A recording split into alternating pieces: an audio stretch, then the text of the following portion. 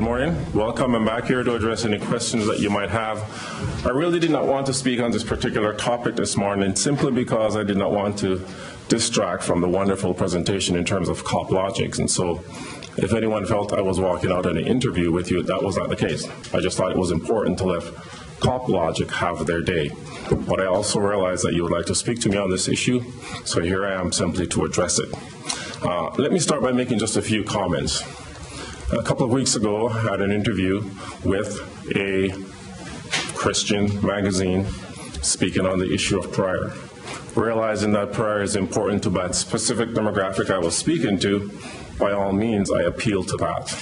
But the important piece of what I also said there was that I realized that prayer backed up by action.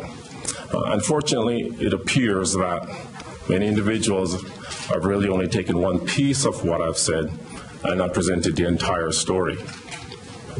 If I'm speaking to a group of individuals who are, let's say, for example, involved in sport, I would definitely tell them to utilize their sports to engage the community. But because I was speaking to the specific group, I realized what appeals to them and said, by all means, utilize that, but let's back that up with some practical actions in our community. Let's go out and volunteer at community clubs.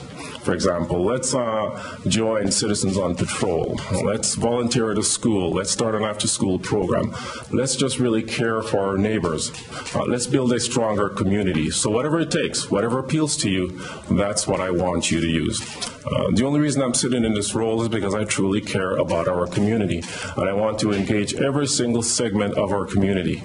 And so whatever it takes for me to engage that segment in the betterment of this entire city, that is exactly what I will do.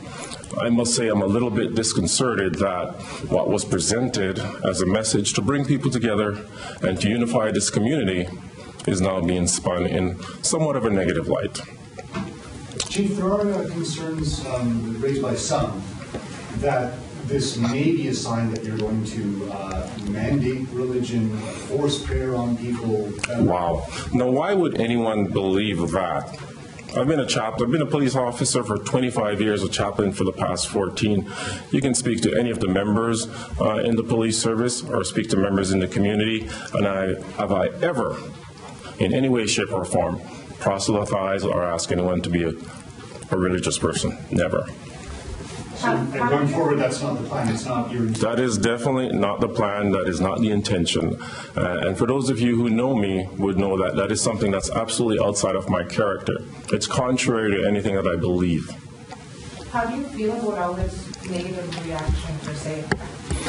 Well, I am a little bit surprised at the nature of the negative reaction, and I think it also speaks to what I talked about, the fact that if in a community like this, we can take something which is such an innocent comment meant for good and utilize it to be such a negative effect, we sometimes wonder why our community is the way it is.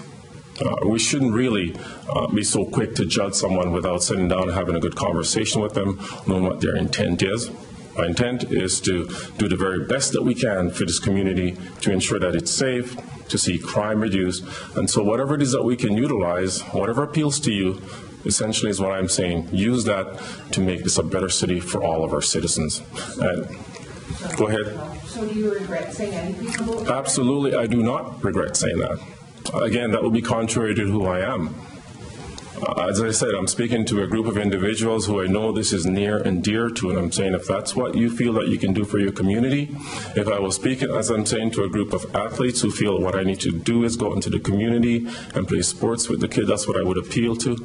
No, I am not sorry, because that is what I believe, and I respect anyone and everyone in our community. And I would have the respect for anyone who would come to me with an initiative and saying, here's what I think you need to do, Chief. So no, I do not regret that. Can you give us an example how you would use prayer? I think I've given you the example based on my statement. I said to the community, this is what you believe, by all means, but now put some action behind it. I'm not saying I'm asking police officers to sit down and pray and that's going to be our initiative. That was never my statement. I think if I have any concern is my statement has been misconstrued and only pieces of it have been reported on without taking it in full context, who I was speaking to and what I was communicating to them. It's no different than myself speaking to you as people in the media by saying, okay, let's go out. If you have the opportunity to bring a young child along and show them how your community works, That's exactly it. And would somebody be against me saying something like that to you? Because this is what you do on a daily basis. You know, it would help to build a stronger community. That is all I'm about. You feel you're misrepresented, I guess, by many news sources that didn't go through the entire post? The simple answer, yes. But I will still work for all of you. And what sort of message do you have for people who don't believe in prayer, but do want to live in a safe, secure city? Well, then do what you can. That's exactly what I'm saying. Do anything you can. Again, let me reiterate this once again. I never said that the police services stance is prayer. I was speaking to a group of individuals who I know believe in prayer, and they feel it makes a difference. So I have every right, I think, to appeal to that. Say, by all means, if this is what you believe, pray, but also back it up with some action. For those who have no faith commitment, by all means, there's many things that you can still do in the community, and I will meet with you, and we'll find out what those things are that you can do to help this community. But I think we really need to be open enough to say we live in a very multicultural society. Winnipeg, we want to engage the entire community in terms of crime prevention and creating a safe environment for all of our citizens. What can you do to help your police service? Now, if I have a group of people who are saying to me, Devon, we want to pray for the police service, why would I say no? If all praying does for you is bring you to a place where your mind is at peace and you're seeing your neighbors in a good light, what is wrong with that? But I'm saying I want to engage this entire city in doing everything each individual can do to make sure that we're a safe city. Absolutely, I realize that as a police service, we have to engage in police tactics. I've never said that we wouldn't have to do that. That's primary. I've been a police officer for 25 years. I understand that. But what citizens can do, anything they can do to make this a safer community, by all means, I say go ahead and do that.